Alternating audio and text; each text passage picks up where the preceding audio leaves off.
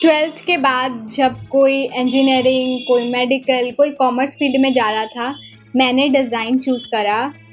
मेरा main reason यही था कि यार मुझे रैट रेस में नहीं जाना है। फिर शुरू से शुरू करते हैं कि मुझे डिज़ाइन करियर के बारे में पता कैसे चला। तो मैं जब 9th या 10th में थी, तब मेरे एक भैया है, वो मेरे घर पे आए थे and he is a self taught UI UX designer.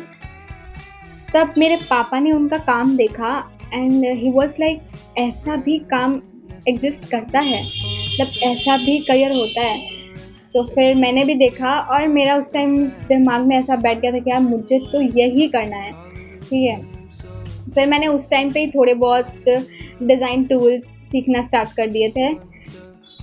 फिर जब 10th ख़त्म हुआ और स्ट्रीम लेने की बात आई, तो फिर मैंने पीसीएम चूज़ कर लिया, साइंस स्ट्रीम, क्योंकि मेरे भैया ने भी वही लिया था, बट मुझे एग्जैक्टली नहीं पता था कि उसके बाद क्या। तो फिर मैंने पीसीएम ले लिया क्योंकि बहुत सारे करियर ऑप्शंस खुल जाते हैं। और फिर मैंने जब 11th-12th में मैं फुल्ली फोकस थी बोर्ड्स पे ही, लाइक 11th-12th मुझे अच्छे से करनी है और आपको तो पता ही है 11th-12th with science math, like आप पढ़ाई से बाहर कुछ सोच ही नहीं सकते, आप इतना ज़्यादा आपको फोकस होना पड़ता है उस टाइम पे। तो फिर क्या, 12th का टाइम आया, फिर मैंने 12th बोर्ड्स दिए। मैं उस टाइम पे एकदम नहीं पता था मुझे कि मुझे 12th के बाद क्या करना है। तो फिर 12th हुई, उसके बाद क्योंकि मेरे भैया self taught UI UX designer, तो मुझे एग्जैक्टली नहीं पता था कि कौन सा कोर्स लेना है, कौन सा कॉलेज होता है, किसमें जाना होता है, कौन सी डिग्री करनी होती है, मुझे कुछ भी आइडिया नहीं था। फिर मैंने एग्ज़ाम जब मेरे हो गए थे बोर्ड, उसके बाद मैंने थोड़ी रिसर्च करी डिज़ाइन करियर के बारे में, डिज़ाइन कॉलेजेस के बारे में। तब मुझे पता चला कि नेशनल लेवल डिज़ाइन एग्ज़ाम्स होते हैं, कुछ ऐसे इंस्टीट्यूट होते हैं जो डिज़ाइन डिग्री ऑफ़र करते हैं, जैसे निफ्ट हो गया, एनआईडी हो गया, और आईआईटी का जो आईडीसी है वो भी डिज़ाइन डिग्री ऑफ़र करता है। अगर मुझे 12th के थोड़े पहले पता होता तो मैं बोर्ड के साथ-साथ इसका प्रिपरेशन कर सकती थी, क्योंकि इसका जो डेट्स होता है ना वो आस-पास होता है, मतलब जनवरी-दिसंबर में ही इसका सब कुछ स्टार्ट हो जाता है। रजिस्ट्रेशन तो अक्टूबर से ही स्टार्ट हो जाता है। तो आपको बहुत ज़्यादा उस टाइम पे अवेयर होना पड़ता है, बट अनफॉर्चुनेटली मैं अवेयर नहीं थी, मुझे नहीं पता था ये इसके बारे में। फिर क्या था, फिर जब बोर्ड के बाद पता चला तो फिर मैंने सोचा कि यार इंजीनियरिंग, यू नो, क्या किया जाए।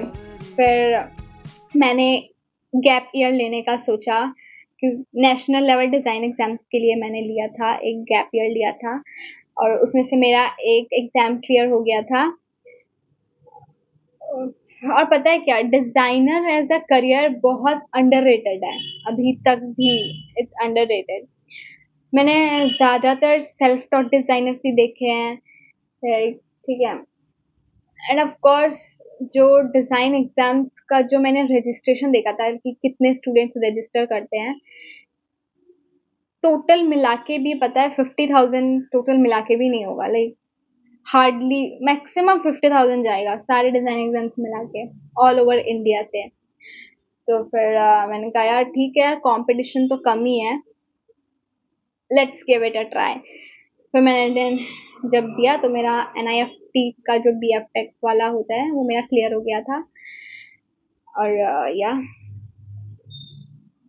बहुत सारे स्टूडेंट्स को नहीं पता होता है डिज़ाइन डिग्री, डिज़ाइन कॉलेजेस के बारे में। एक और चीज़ है कि यार डिज़ाइन परस्यू करने के लिए पेरेंट्स को कन्विंस करना is a big thing.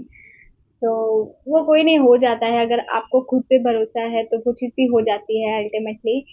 And मैं रिसेंटली अभी डिज़ाइनिंग ही परस्यू कर रही हूँ, मैं एक डिज़ाइन स्टूडेंट हूँ अभी, और मेरा जो कोर्स है वो 3 इयर्स का है। तो या इसलिए मैंने डिज़ाइन करियर परस्यू करा।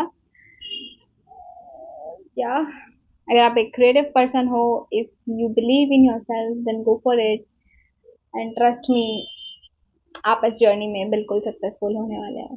That's it for the video. Bye bye.